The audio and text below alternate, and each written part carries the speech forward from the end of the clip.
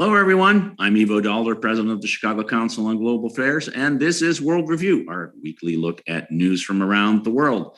And what a week it's been. Lots of diplomacy going on in Brussels and other places. The war effort is changing as Russia's advance seems to have stalled, and the Ukrainians are starting to take the initiative.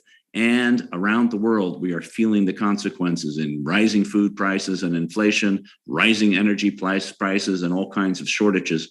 We're going to be talking about all of this week with Susan Glasser, staff writer and columnist for The New Yorker. Susan joins us from Washington. Hi, nice to have you back. Thank you, Ivo.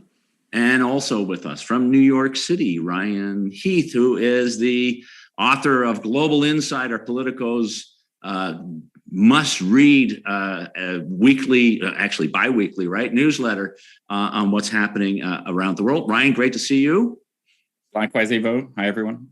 And enviously from Florence, Italy, Philip Stevens, where he at the moment is a visiting senior fellow at the School of Transnational Governance, the European University Institute. And Philip, of course, is a contributing editor to the Financial Times. Philip, thanks for joining us. I know 45 minutes out of the Italian sun is a lot to ask, but we really appreciate it. Great to be with you, Ivo. Well, let's get started with you, Philip. Extraordinary amount of diplomacy. Never before have we had an in-person NATO, EU, and G7 summit all in the same day, all in the same place. But the effort, as President Biden said, is to maintain the unity of at least of the West, if not of the world, to maintain pressure on Vladimir Putin. Extraordinary meetings. Is the outcome extraordinary? How would you look at what happened yesterday and early today in terms of the effort by the West to continue not only to put pressure on Vladimir Putin, but also to find a way to stop this war? Well, as you say, Ivo, all three summits were about one thing. They were about a demonstration of Western unity, showing not just to the Russians, but also to the rest of the world, that the United States and its allies, both in Europe but also in Asia, are holding firm, sticking to sanctions, are ratcheting up the pressure on Vladimir Putin. And I think to that degree, I think the summits can be deemed a success. There are also some important technical things being done, agreements being wrapped up. For example, the United States agreeing to increase supplies of liquefied natural gas by a very large measure to Europe, which the EU is now talking about weaning itself entirely from Russian gas by 2024. Synchronizing some of the other gas discussions that are going on with countries like Qatar, Algeria, etc. I think making sure, filling some of the gaps in sanctions, making sure that governments are operating on the same sort of metrics on sanctions. And I think within NATO, getting firm agreement on reinforcing the eastern flank of NATO, putting more troops into NATO, Bulgaria, Romania, Poland, and the rest. So, this was not, fireworks, but I think it was strong, and we didn't see any serious disagreements. But there are, of course, two elephants in the room. The first is that, as President Macron underlined, although NATO is with the Ukrainians, it's with the Ukrainians except in the military sense. Very clear that NATO is not going to fight on Ukrainian soil for Ukraine. I think the second thing is, there is a difference between the United States and Europe, a managed difference between whether one should cut off Russian gas completely. I don't think that's an impossible gap. I think the Americans, Biden showed, I think that he understands the dependency, particularly of Germany, but also of Italy on gas. I think if Russian tactics in Ukraine become even more dreadful than they are now, that's an issue that may be revisited, and there may be more pressure on the Europeans just to say, we're going to cut off the gas straight away. But I think, as far as diplomacy goes, it was pretty good, for everyone. And I think it did send out a pretty clear message that the West and the West, not just in the Atlantic sphere but beyond, is pretty firm in dealing with Putin. Susan, how do you see both? I think on the degree of success on the diplomacy, and then those two elephants in the room, as Philip put it, the increasing pressure, certainly I think in public discussions for a greater military involvement in Ukraine and a greater effort to turn off the tap when it comes to energy, as sort of the two big issues that were addressed but really not resolved in these discussions.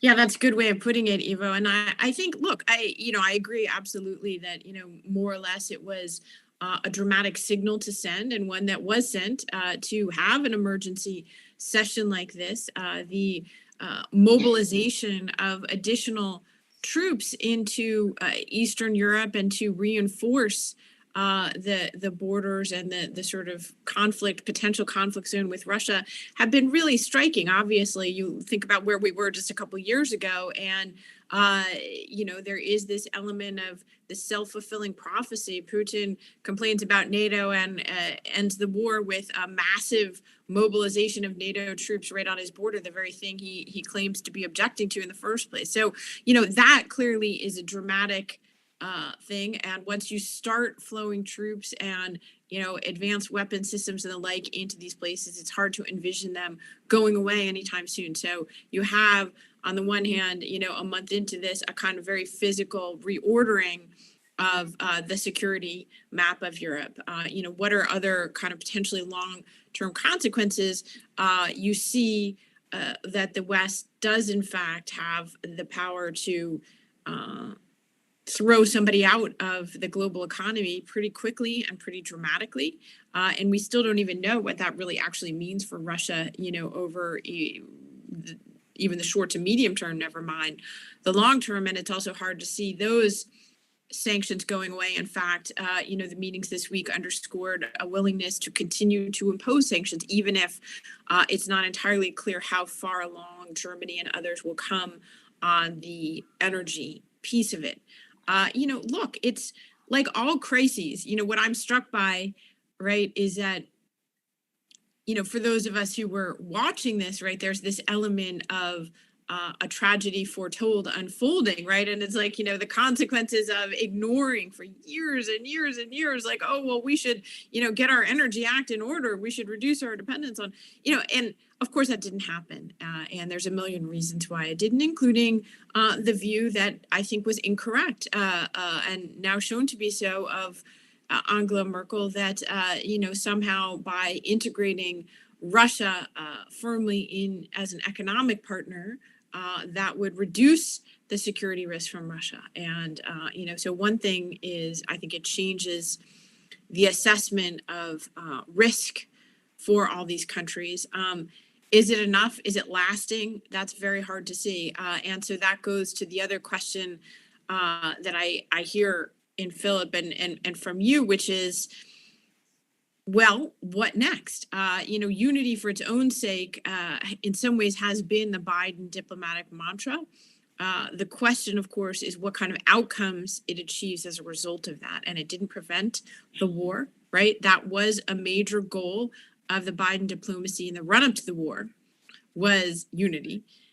They more or less maintained it, although they clearly had a more difficult time than is fully appreciated in actually convincing many of the European allies that this was happening.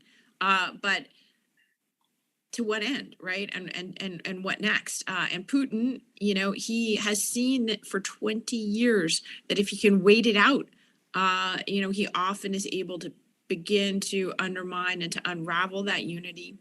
I definitely think that's the lesson that he took from his support for the Assad regime in Syria. And here we are more than a decade into that civil war, and Assad is being hosted in Dubai. So, Vladimir Putin says, okay, well, so I won't be going to Florence, this year, but, maybe in a few years we'll have a party in Dubai.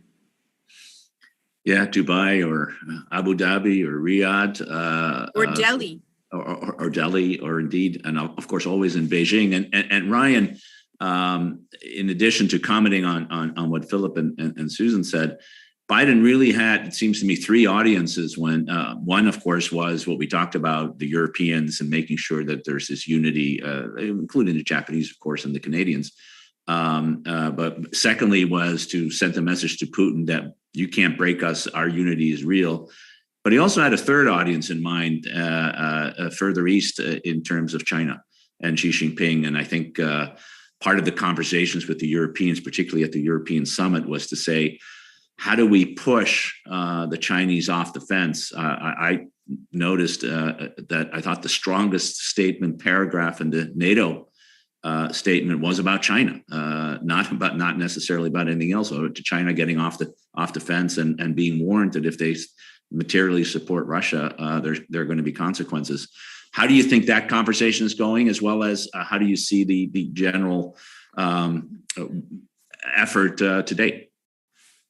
Well, I don't think they're getting what they want with Beijing at this point. And you see that from Wang being in India, making sure that the Indians don't give in to any Western pressure to side with the West on sanctions or other statements at the UN, for example. Wang being the foreign minister of China, yes, who's in India today. Yeah. Yes, exactly. Sorry.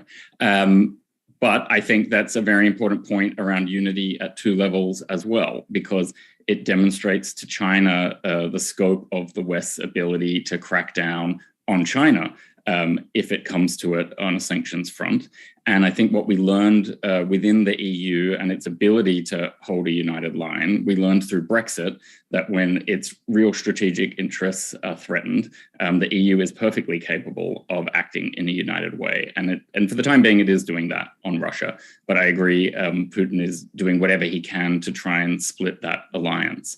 And while I would say it's probably cold comfort if you're Ukrainian military or civil leader at the moment, that you're not getting exactly what you want out of these summits, it's all relative. You know, in 6 weeks, the EU has done more than in the previous 60 years to develop a common defense and security policy. It's shown a remarkable ability to coordinate sanctions with the US. And so I think that, again, that's not going to sort of make you very happy if you're trying to keep a child safe or keep your city free, but that it is progress for the West, and you have to take it for what it is. It could have all worked out very differently and in a more damaging fashion, and that hasn't worked so far. On this point about Germany and how far they will go on energy sanctions or an oil and gas embargo, I think Olaf Scholz really sort of let the cat out of the bag this week, where, yes, there is a problem in keeping the lights on, but I think their real fear is an EU-wide recession if they went down this road of really cutting off the Russian and oil gas fully. I'm not sure I buy it, or that I agree that that's not a necessary price to pay. But I think that is part of their calculation. It's not just, oh, it's cold, it's winter, we have to keep people warm. It is this question of not being sure of the economic effects of just piling sanction after sanction after sanction onto Russia. And I think a fear about, can we maintain domestic support for these sanctions? Because ultimately, if you lose your publics because of the cost of the sanctions, then the unity, it gets frayed as well. I think that's Although I think what we're seeing, and the polling isn't complete, I don't fully trust it, but the polling that we have shows publics tend to be ahead of where their governments are on some of these issues, whether that is having a no-fly zone or whether it is being willing to pay more at the pump for petrol/gas, whatever you call it in your country. I think people are more willing to recognize that this is a kind of do or die moment for democracy. And, you know, they might change their mind when they start paying those higher prices. But for the time being, people seem willing to take the licks. I think that's, Susan, do you want to jump in here? Or? Yeah, I'm with you on everything, Ryan, up to the point about, publics leading and people being willing to pay the price. I think you see, at least here in the United States, in fact, a dynamic where you have Republicans who are demanding, tougher and tougher tough guy policies from the Biden administration, while also not only being prepared to demagogue, but actually already doing so preemptively and saying that all the blame for higher prices or higher energy is somehow the fault of bad domestic policies, and also he's weak on Russia. And so I think that's a playbook that you would see potentially in other European countries as this goes forward as well. This is unfortunately a golden age of demagoguery inside these democracies, which remain just as troubled as they were a month ago before the war started. I think that, one of the big questions, right, and this will be interesting as far as Putin goes in his calculation, but one of the reasons it seems to me that he launched this war in the first place was an assessment of Western division and weakness. And right now we're busy congratulating ourselves for unity between the NATO countries. And I take your point absolutely that that's much better than the alternative. But not only is there the question of how long that can last, but whether we're seeing what we want to see. And I really, when it comes to the United States, I really don't see much evidence that we're a more united country than we were a month ago, although there are certainly, a sort of a broad general agreement, as there were, I should point out, throughout the Trump years on resisting Putin and supporting Ukraine. What one really makes of that. Remember, this is a very ignorant country when it comes to what's actually happening here. And Americans, are reacting empathetically and with horror to the pictures they're seeing on television of, hospitals and children being bombed and refugees fleeing across the border, white refugees, I should point out, very different, unfortunately, than the way they reacted to very similar images of the horrors inflicted on Syria, for example. But they're reacting emotionally, but what do they really know or care about Ukraine? They do care about, inflation and potential recession at home. At any rate, I'll stop with that. But no, I think that's a good point. Philip, please. Yeah, I was going to say, I think the most immediate challenge to Europe in terms of unity and holding together will be, I think, the refugees. I mean, President Biden said that the US, I think, that this week the US would take 100,000. We were talking about in Europe 3 million and rising, as it were. A lot of them, of course, concentrated in Poland.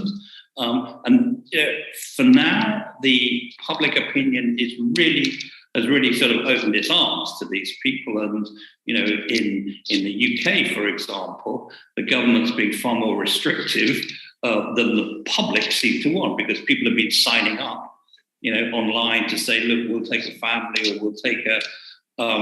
but the question that's unanswered, and it moves us into the sort of background conversation at some of these summits this week is, are these refugees for 6 months, 3 months, a year, 5 years, or forever?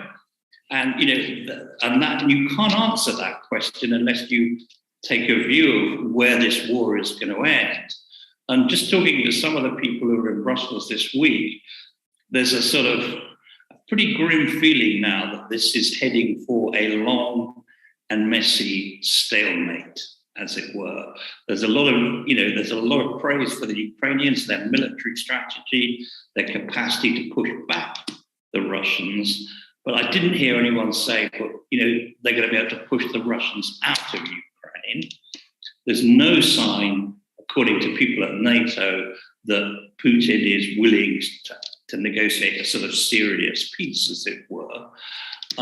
So we're talking about a long, hard slog.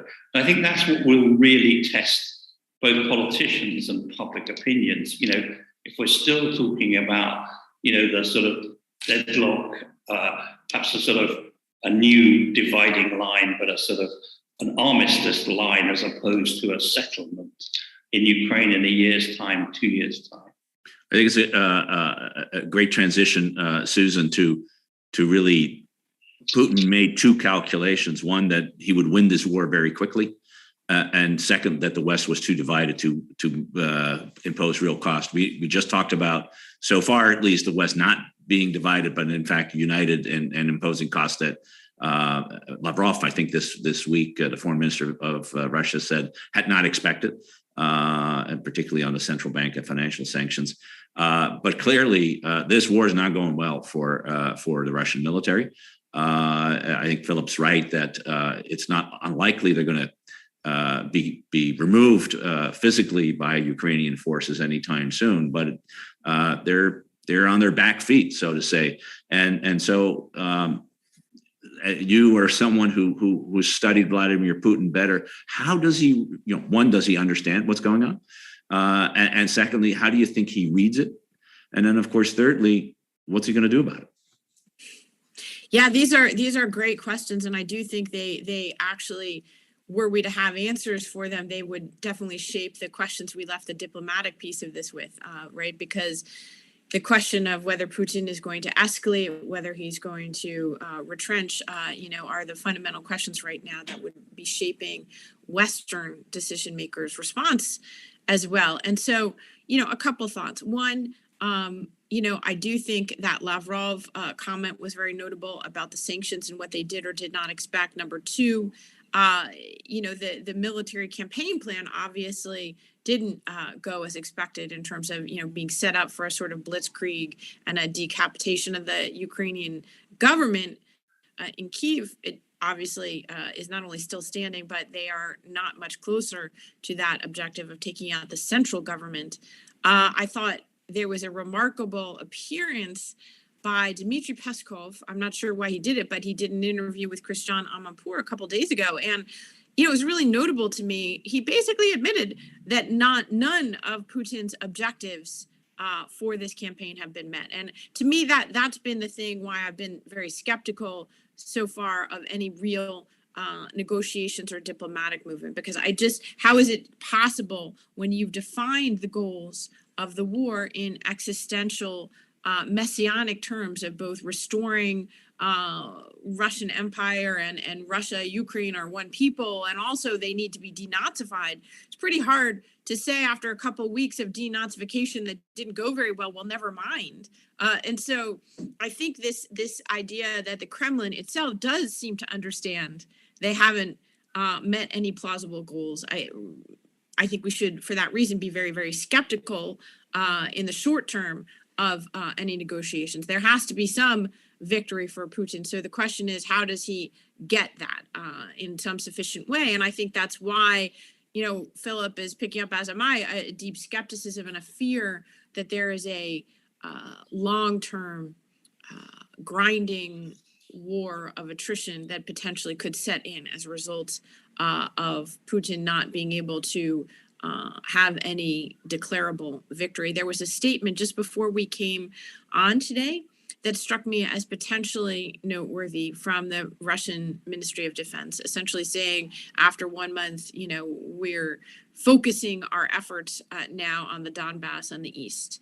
And, that would revert to a scenario that many expected potentially before the war began, which was a war that would focus more on conquering and cutting Ukraine in two or in three, and cutting off the eastern part of the country in some way that would unite the Crimean Peninsula that's already been seized and these new quote unquote, statelets that Putin began the war by recognizing, and then whatever other parts of the Donbass he can succeed militarily in conquering.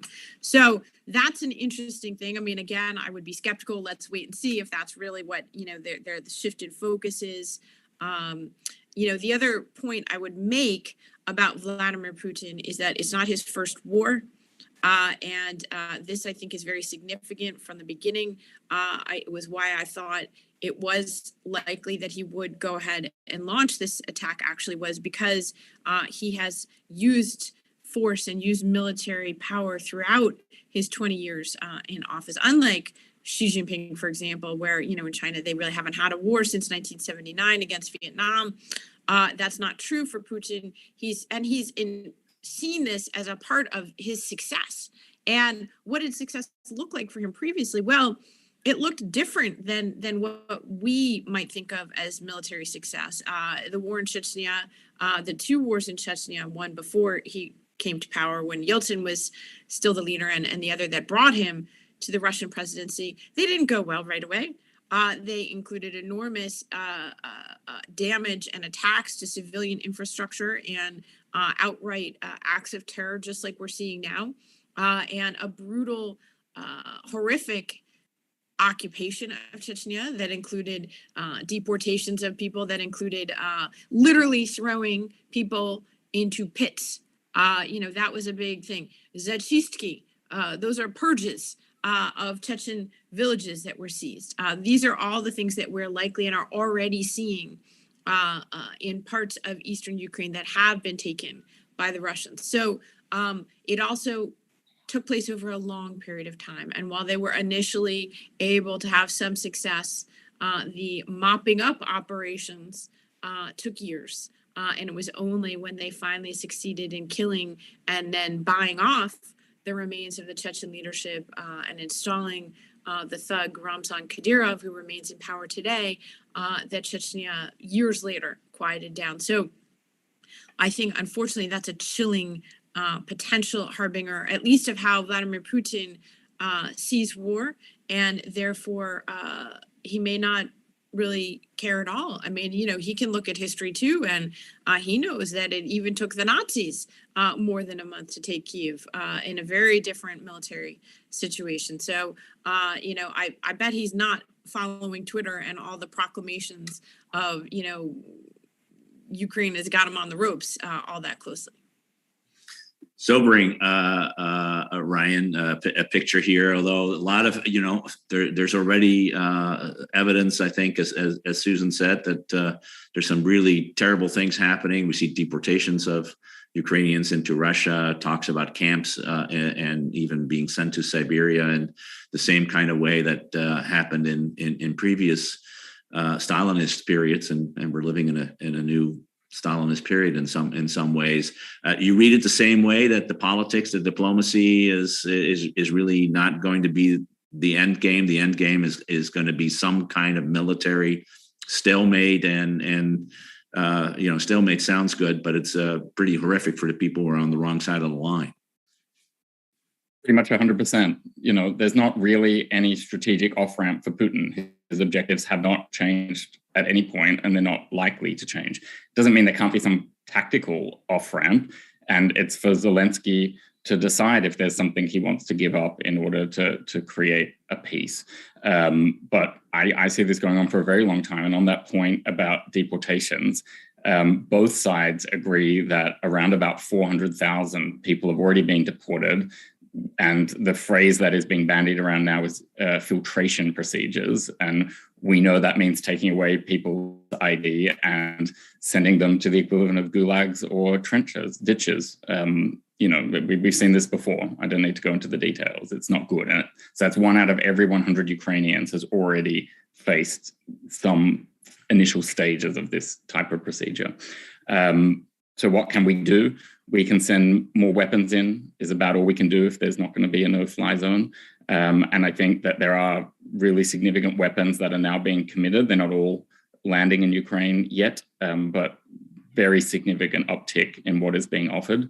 But that is going to cause some resupply questions for some of these Western countries. Like the US can't deplete all of its own stockpile. So it's going to have to ramp up production if this is going on and on. And what we all know from Russian history, like for want of a less elegant term, the people in the Russian army can be used as cannon fodder. They're extremely poor people from rural areas, from ethnic minorities. They don't have any powerful constituency to speak up for them, even when the body bags are coming home. So it is a very depressing outlook, I would say. Philip, two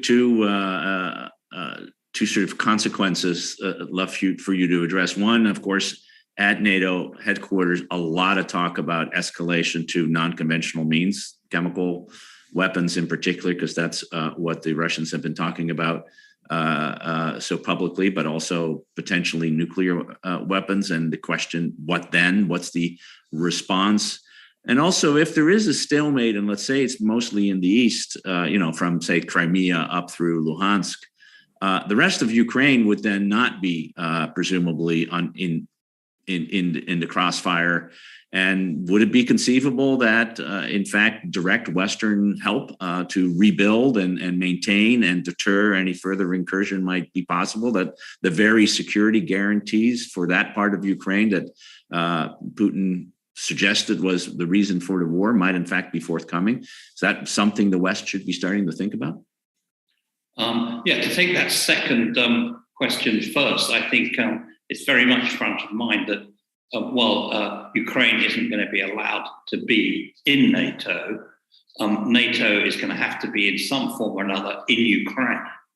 And I think if you do see a stalemate, which leads to a sort of ceasefire line, as it were, I certainly think you'd see NATO countries completely re-equip the Ukrainian armed forces, and presumably including, the fighter planes and other equipment that they're reluctant to, tanks and other things that they're reluctant to supply now. So yes, I mean, and that, ironically, of course, then Putin really has brought NATO, closer to his own doorstep. I mean, your first question, which is now just slipped my mind as I answered the second, was remind me. On the escalation, chemical. The escalation, of course. Yeah. I mean, I hear different things. Of course, they're worried. You have in Putin a very unstable leader. In some of the people around him, look pretty unstable and determined to do whatever he wants. I think on the nuclear side, people are still pretty skeptical about escalation. And I think on the chemical, biological side, there is clear concern, and it looks like the Russians have been laying the ground for these false trails. It was the Americans, or it was stuff supplied by the Americans.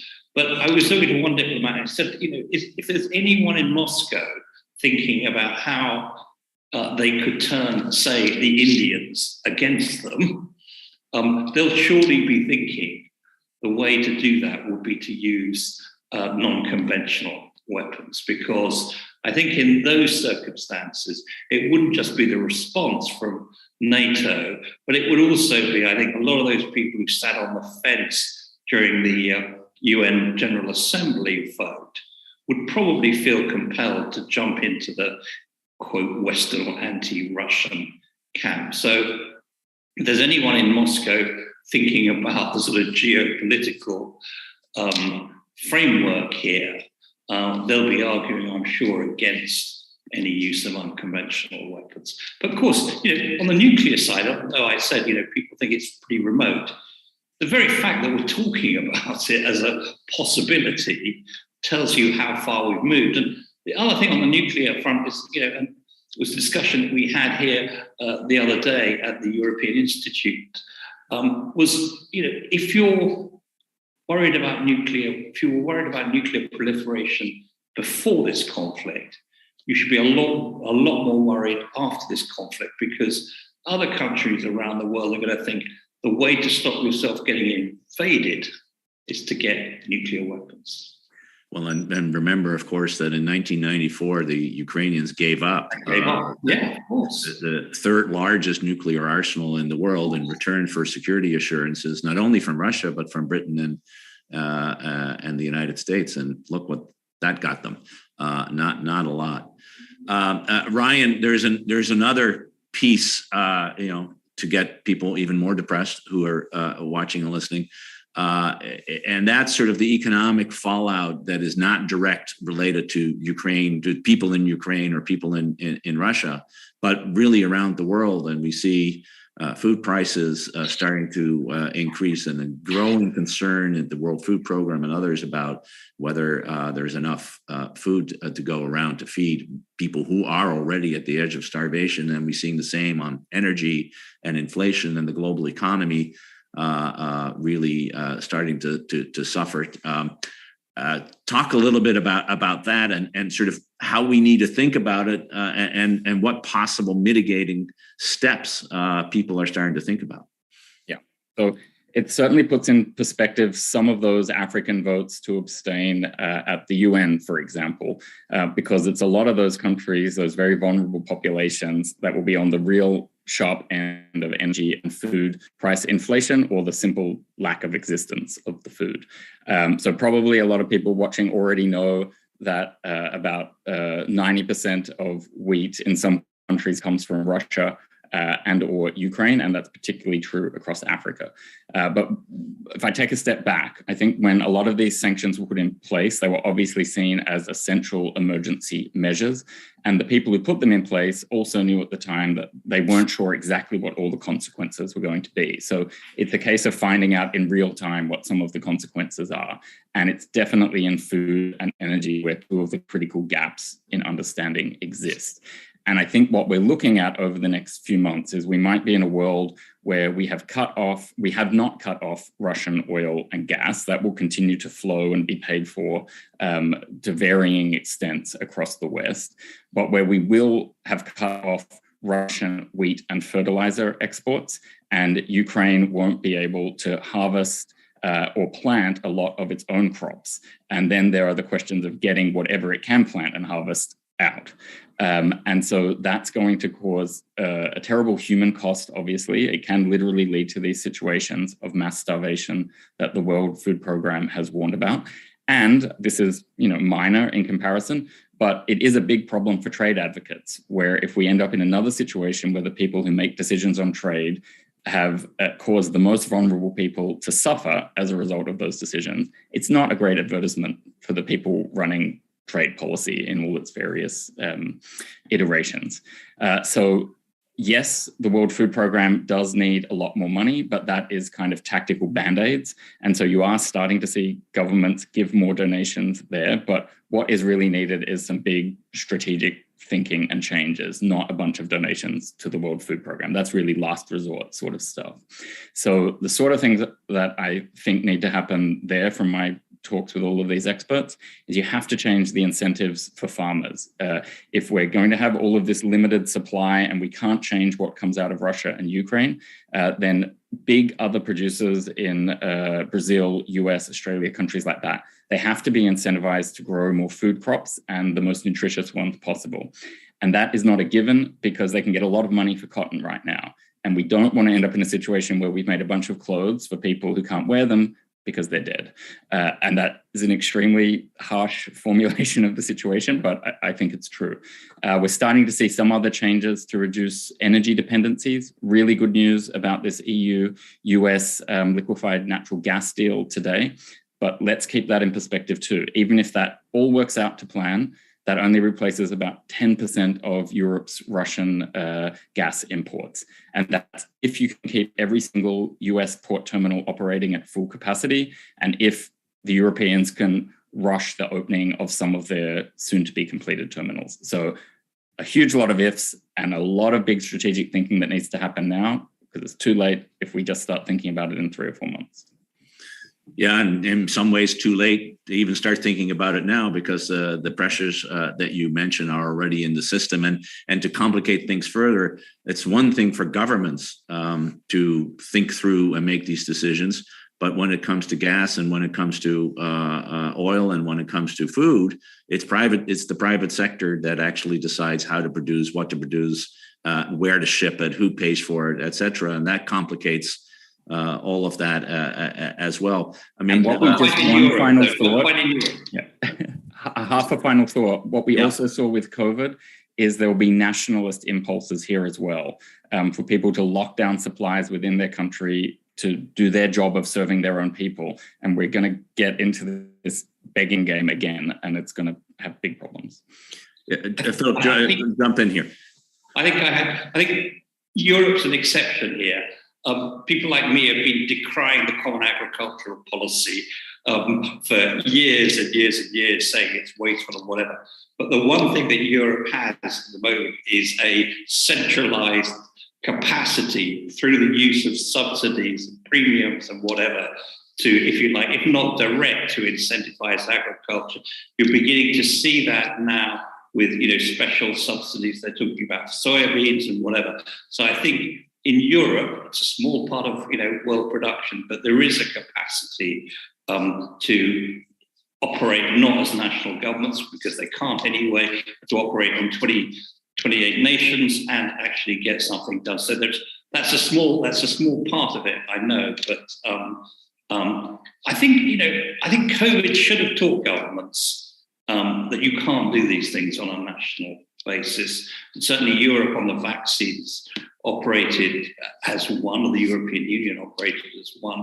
So I think, and I'm trying to be optimistic here, they may learn on the job. I think the real problem is going to be this combination of falling growth and rising inflation, the old 1970s stagflation, where it's very hard for governments to sort of pump up economies when inflation's this high. And that balancing act, which is the central banks as well as treasuries, between keeping the lid on prices while making sure that that the economic squeeze doesn't depress the economy, that's going to be the hardest bit of economic decision making, I think, in the next year or so. Susan, you already talked about the political fallout in the United States in some way, and it's only going to get worse. Particularly, it's true, Philip, that you have the Common Agricultural Policy. The U.S. has one too. It's called the U.S. Treasury, subsidizing agricultural production, and by the way, oil and gas production in great needs. And you sort of already are seeing a cry out, right, on the Republican side, but generally speaking, sort of, we need to make sure that the right kind of food and, of course, the right enough drilling will happen in order to fulfill, to make sure that we can have gas back at $2 a gallon, which is something I think they do in Riyadh, but not a lot of other countries in the world, rather than the $5 a gallon it is today. How do you see both the larger piece, but also the politics of this? Well, a couple thoughts. I mean, first of all, let's say, like, Ryan's right to spotlight, it's not the United States ultimately at all that's going to really suffer. This is literally the definition of a first world problem. The United States is a major producer of energy, oil and gas. So is Canada, major producer of grain. Certainly both countries more than capable of, feeding their own countries and the continent and a lot of the world, right? And so, we're talking about people who have gotten used to baked in artificially low costs for the reason that you pointed out when it comes to subsidizing, our agriculture, or, low gas prices as having powered to a certain extent the strong U.S. economy in recent years. But in the end, the U.S. is a major producer of both of these things that Russia and Ukraine are now going to be having less supplies of in the world. So, it's not, these are structural issues, but the real crisis is in places that truly are dependent on the effects of having a lot of cheap Russian energy in the global market, or cheap Ukrainian grain in the global market. And so once again, it will disproportionately hurt those countries that can afford it least. And I think that's important to note, and it's important to think about strategically when people are talking about the impacts from this. Number one. Number two, I would say that, Putin, for decades, for more than 2 decades, has benefited from a fundamental unwillingness of the West and others to prioritize security at the expense of globalization and economic integration. And this, I think, is the real test that we're looking at here. That's, are we actually at that definitive moment of deglobalizing and of, unraveling essentially the institutions that supported and underpinned it, geopolitically, right? Is Russia going to be kicked out not only of the G8 it was kicked out of, but of the G20 as well? Is there going to be an actual new infrastructure that emerges of authoritarians versus democracies? I mean, I think that's, we're so used to analyzing things in economic terms. Who isn't? Vladimir Putin. He doesn't care about the oligarchs. He doesn't care about corporate profits. He doesn't care about the things that basically bankers in London and politicians in the United States care about. And I think fundamentally that's why he's been able to almost single-handedly upend the world order by doing things that we didn't expect him to do, because we care about things that he doesn't care about. And so is security going to get priced back into it? I would just leave this conversation, let me see if I can find it quickly, with think back to 1 month ago. Who understood what was happening and who didn't? And I think it's very interesting, not in a kind of recriminations way, but what it says. Well, one group of people that didn't know what was going to happen were actually, liberal Russia. And that includes, the many who risked so much over the years to oppose Vladimir Putin, but they couldn't really believe he was going to do this, including journalists in Moscow, both foreign and domestic. Why? Because it was the end of their world. And we've literally seen that now. They have had to flee like the White Russians, like the Decembrists. Their world is over. Well, what's another group of people who didn't understand, literally, even as the troops were moving in to Ukraine, who did not understand it was going to be, the financial world and the bankers in London. And they were literally, Citibank sent out, I'm trying to see if I can find it, a notice less than 48 hours after the bombs flew on Kyiv. Before the bombs flew on Kyiv, in which they said it's not going to happen. Everything's fine. They even changed their ratings of, certain Russian companies. That's, I think, what tells us a lot about how they didn't want to factor security into a world in which going forward security is going to matter. Susan, I think that's a very, very apt observation. I think for at least the last 30 years, we've seen globalization drive how we think about the world. And now all of a sudden, globalization was driving geopolitics. Now we're seeing geopolitics driving geoeconomics. And it's a massive change. And you're right that Putin has thought about this, and so has Xi Jinping. It's high time that now the Western world does the same. Great conversation. I want to thank Susan Glasser, Ryan Heath, and Philip Stevens once again for joining us for really a great insight. A lot of depressing thoughts, but then the world is such. We're just trying to describe and understand it as best we can. Thanks so much for joining us. We'll see you again another time on World Review. And in the meantime, stay with us. We'll be back in another week with another edition of World Review. Thanks, and have a good weekend. Everyone. Everyone.